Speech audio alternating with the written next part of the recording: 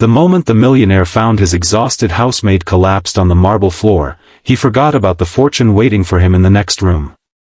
He forgot the business meeting scheduled for that afternoon, the investors flying in from 3 different cities, and the expensive watch on his wrist that was already counting away precious minutes. All he could see was a young woman lying motionless beside a basket of freshly folded laundry, her face pale, her hands trembling from exhaustion. And when he lifted her into his arms, something inside the lonely millionaire changed forever. If you believe that kindness, second chances, and one compassionate heart can change a person's entire life, please like this video, leave a comment, share this story with someone who needs hope, and subscribe to Heartline Stories. His name was Cassian Vale, a man whose photograph appeared regularly in business magazines and whose enormous modern estate stood on a quiet hill overlooking the city.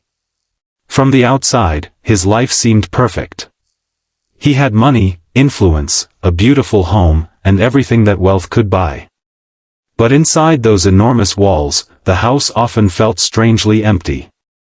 Cassian had inherited his fortune after his father died unexpectedly, and although he had built the family company into something even larger, he had never learned how to fill the silence left behind by the people he had lost. He lived surrounded by expensive furniture but rarely surrounded by warmth. His employees knew him as reserved and demanding, but few understood that beneath his controlled expression was a man who had become afraid of caring too deeply because everyone he had once loved seemed to disappear. Across that same house worked Maribel Rowan, a 26-year-old housemaid who had learned far too early that life did not always reward hardworking people. She came from a small apartment on the edge of the city, where she supported her elderly grandmother and a younger brother who was still studying. Every morning, Maribel left home before sunrise, often after preparing breakfast for her family, and traveled across the city to reach the Vale estate. She cleaned rooms, washed dishes, organized closets, carried heavy baskets of laundry, polished endless windows, and quietly repaired little things whenever she noticed them. She never complained because every paycheck meant groceries, medicine, electricity, and another week of keeping her family together. To Cassian, she had initially been just another employee, someone whose name he rarely noticed. But Maribel had a habit that slowly began to catch his attention. No matter how tired she looked, she always tried to leave every room better than she had found it. One unusually warm afternoon, the estate was filled with sunlight streaming through the enormous windows. The gardeners worked outside, delivery vehicles came and went through the gates, and the household staff rushed to prepare the mansion for an important gathering. Maribel had already worked since early morning, but when another employee called in sick, she quietly took on the extra responsibilities. By midday, her shoulders were aching and her vision occasionally blurred, yet she kept moving. She carried a heavy basket of towels toward the upstairs hallway, determined to finish before anyone noticed how exhausted she had become. She had eaten almost nothing that morning because she had saved the last portion of breakfast for her grandmother.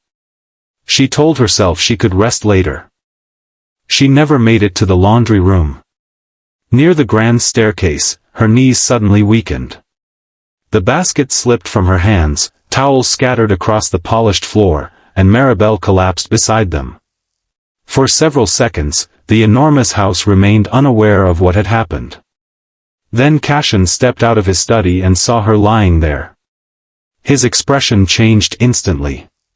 He rushed toward her, dropped to his knees, and carefully touched her shoulder. She was breathing, but she looked frighteningly fragile. Without thinking about appearances or whether anyone was watching, Cassian gathered her into his arms. She weighed almost nothing against him, and that realization disturbed him more than he expected. This was not simply tiredness. This was someone who had been pushing herself far beyond her limits because she believed she had no other choice. He carried her into one of the quiet guest bedrooms where sunlight spilled across a neatly made bed. He placed her gently beneath the covers and called for medical assistance. While waiting, he noticed the roughness of her hands, the tiny cuts around her fingers, and the faint shadows beneath her eyes. On the bedside table lay the small purse she had been carrying. A folded piece of paper had slipped partly out of it.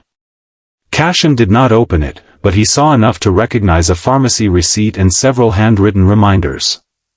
The sight made him understand that Maribel's life existed far beyond the walls of his mansion. She was not simply the person who cleaned his home. She was someone carrying an entire family on shoulders that were already exhausted. The doctor eventually confirmed that Maribel needed food, rest, and time to recover. Nothing serious had happened, but her body had reached its limit. Cassian stayed nearby long after everyone else had left.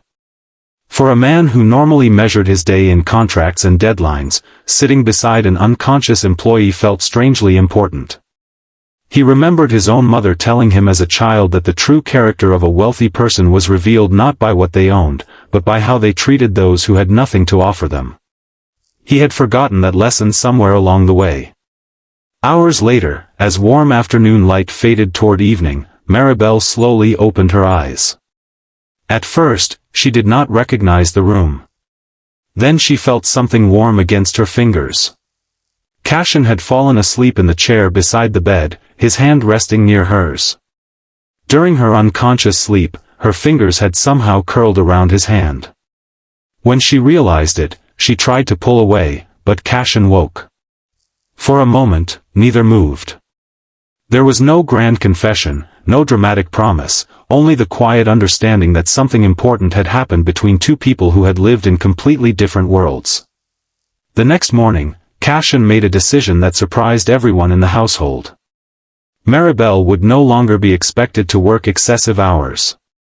He arranged a proper schedule, paid her for the days she had missed, and offered financial assistance for her family's immediate needs without attaching humiliating conditions to it. But the biggest change was not financial. Cassian began noticing people. He learned the names of the gardeners, asked the kitchen staff whether they had eaten, and started treating every worker in the estate as a human being rather than a function.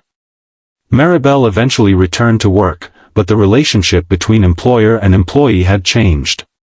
Cassian respected her determination, while Maribel slowly discovered that behind the millionaire's cold exterior lived a man who was simply lonely and afraid.